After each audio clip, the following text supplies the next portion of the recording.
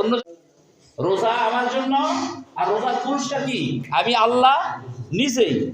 আল্লাহকে যদি কে পেয়ে যায় তাহলে কি তার পাওয়ার কিছু বাকি থাকে? হ্যাঁ, ওই যে একটা ঘটনা, একটা বাদশা ঢোল পিটে দিছে, এলান করে দেওয়া হয়েছে, বলে অমুক দিন এই টাইমে রাজার সিংহাসনে আসবে। বলে ওই দিন রাজার যত সম্পদ আছে, সমস্ত সম্পদ যে যেটা ধরবে, রাজার যত সম্পদ আছে সমস্ত সম্পদের মধ্যে যে যেটা ধরবে সেটার সে মালিক হয়ে যাবে। সেটা সে কি হয়ে যাবে? মালিক হয়ে যাবে। ঘোষণা দেওয়া হলো, ঘোষণা মোতাবেক ঠিক যেই তারিখে ঘোষণা দেওয়া হয়েছে, যেই তারিখের কথা বলা হয়েছে, ঠিক সেই তারিখে দেশের সমস্ত মানুষজন চলে আসছে রাজার দরবারে। এসে রাজা হুকুম দিয়েছে, রাজার যত সম্পদ আছে সমস্ত সম্পদের মধ্যে যে যে সম্পদটা ধরবে, হাত দিয়ে ধরবে, সে সেই সম্পদের মালিক হয়ে যাবে।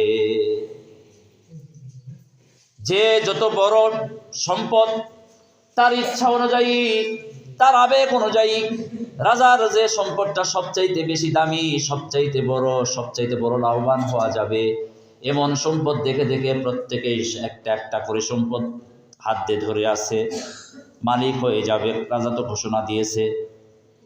আর একজন ব্যক্তি কোনো সম্পদ ধরে নাই, কোনো সম্পদের কাছেও যায় নাই, তো রাজার পাশে দাঁড়ায় আছে। তারপরে রাজা বলল, কি ব্যাপার, তুমি কেন কোনো সম্পদ ধরো নাই?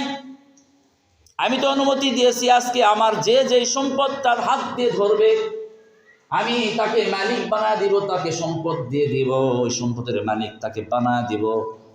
তুমি কেন এখনো এখানে আমার পাশে দাঁড়ায় আছো? তুমি এখনো কেন আমার সম্পদ ধরো নাই? সঙ্গে সঙ্গে পাশে দাঁড়ানো ব্যক্তি বললেন, রাজা মশাই, আমিও তো ধরেছি, তারা তো যে সম্পদ ধরেছে আমিও তো ধরেছি। বলে কি ধরেছো?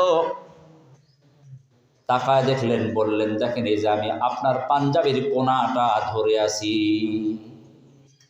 তার মানে বুঝাচ্ছেন ওরা যে সম্পদ ধরেছে সেই সম্পদের মালিক হয়েছে, ওরা আর কয়টা সম্পদ পাবে? আমি তো রাজার পাঞ্জাবির কোনা ধরেছি, মানে রাজাকে আমি ধরেছি। ওরা যে সম্পদ নেওয়ার পরে যত সম্পদ থাকবে সমস্ত সম্পদের মালিক তো রাজা, আর আমি রাজাকে ধরছি, মানে বাকি যত সম্পদ আছে সব সম্পদের মালিক আমি হয়ে যাব। সুবহানাল্লাহ।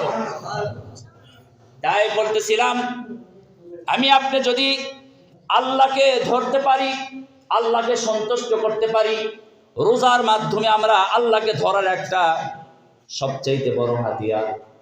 এই জন্য আল্লাহ তাআলা বলছেন, রোজার পুরস্কার আমি আল্লাহ নিজেই। আল্লাহকে পাওয়ার জন্য, যে আল্লাহকে পুরস্কার হিসেবে পাওয়ার জন্য রমজান মাসে রোজা রাখবে, সে আল্লাহর যত সম্পদ আছে অর্থাৎ জান্নাত আছে, সেই জান্নাতের মালিক হয়ে যাবে।